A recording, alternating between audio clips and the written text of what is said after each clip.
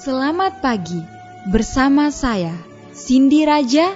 Mari awali aktivitas dan pelayanan Anda melalui renungan pagi bersama Allah di waktu fajar. Dengan doa dan bimbingan darinya, kita dapat diyakinkan bahwa pada hari yang mulia itu, ketika Yesus kembali untuk mengklaim miliknya, bahwa kita akan menunggunya di sana dengan tangan terbuka dan disambut ke hadiratnya yang kekal. Ditulis oleh Ellen G. White bersama Pendeta Denny Kanajo. Selamat mendengarkan.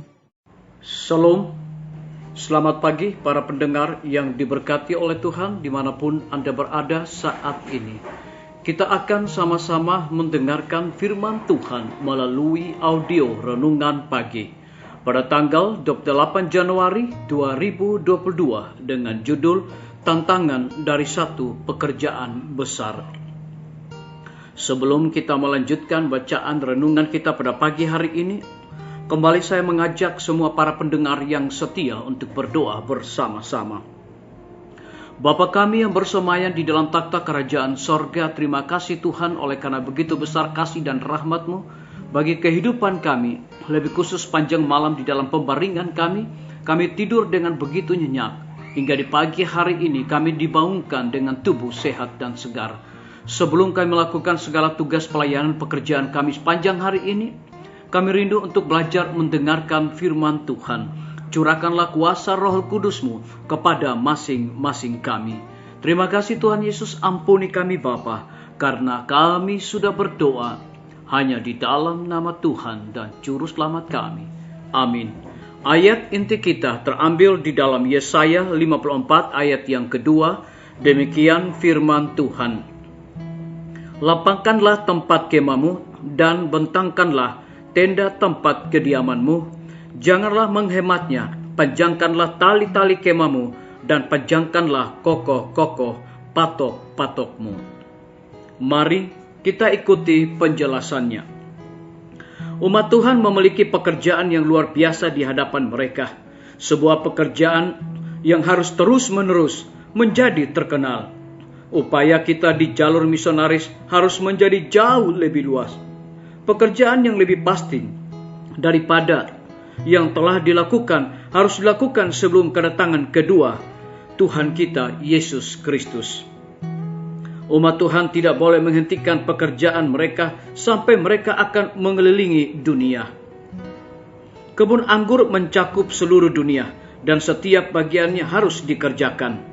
Ada tempat-tempat yang sekarang menjadi ladang belantara moral, dan ini akan menjadi seperti taman Tuhan. Tempat-tempat sampah di bumi harus diolah agar mereka bertunas dan berkembang seperti mawar. Wilayah baru akan dikerjakan oleh orang-orang yang diilhami oleh Roh Kudus. Gereja baru harus didirikan, jemaat baru diorganisasikan. Pada saat ini harus ada perwakilan dari kebenaran masa kini di setiap kota. Dan di belahan bumi yang terpencil, seluruh bumi akan diterangi dengan kemuliaan kebenaran Tuhan. Terang harus bersinar ke semua negeri dan semua orang. Dan dari mereka yang telah menerima terang itulah akan memancar terang. Bintang siang telah terbit atas kita, dan kita harus memancarkan cahayanya ke atas jalan mereka yang berada dalam kegelapan. Krisis sedang menimpa kita. Sekarang kita harus dengan kuasa Roh Kudus memberitakan kebenaran agung pada hari-hari terakhir ini. Tidak lama lagi setiap orang akan mendengar peringatan itu dan membuat keputusannya. Maka akhir itu akan datang. Ini adalah inti dari semua keyakinan yang benar. Untuk melakukan hal yang benar, ada waktu yang tepat. Tuhan adalah Tuhan pekerja. Dengan pemeliharaannya, Dia mempersiapkan jalan untuk menyelesaikan pekerjaannya. Disalin dari buku Testimonis jilid 6, halaman 23 dan 24. Biarlah bacaan renungan kita pada pagi hari ini akan menjadi berkat bagi kita semua. Mari kita tunduk kepala dan berdoa. Bapa di sorga, terima kasih Tuhan, karena firman-Mu di pagi hari ini memberikan kekuatan, semangat, dorongan bagi kami untuk melakukan segala tugas pelayanan pekerjaan kami sepanjang hari ini. Dan lebih daripada itu, memberikan satu penekanan khusus kepada kami. Umat Tuhan tidak boleh menghentikan pekerjaan mereka sampai mereka akan mengelilingi dunia. Kebun anggur mencakup seluruh dunia dan setiap bagiannya harus dikerjakan. Terpujilah nama-Mu ya Tuhan. Pada pagi hari ini hamba berdoa untuk pemerintah kami. Tuhan memberkati Bapak Presiden bersama dengan Wakil Presiden, para menteri dan seluruh stafnya, Bapak Gubernur bersama dengan wakil, Bapak Wali Kota bersama dengan wakil, Bapak Bupati bersama wakil, camat dan seluruh stafnya, kepala desa, lurah, RT, RW, dimanapun mereka berada saat ini.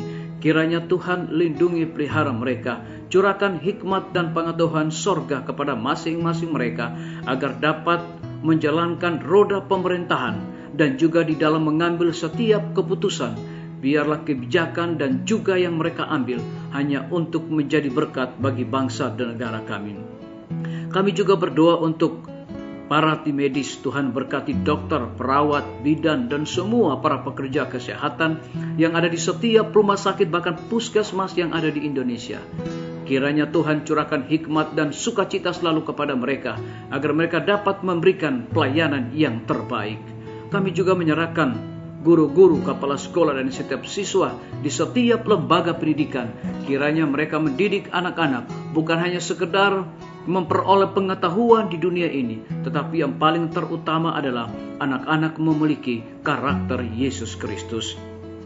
Kami juga berdoa untuk pimpinan-pimpinan organisasi gereja Tuhan, dari tingkat yang tertinggi sampai kepada gembala jemaat. Saat ini Tuhan, mereka membutuhkan kuasa Roh Kudus di dalam pelayanan penginjilan mereka.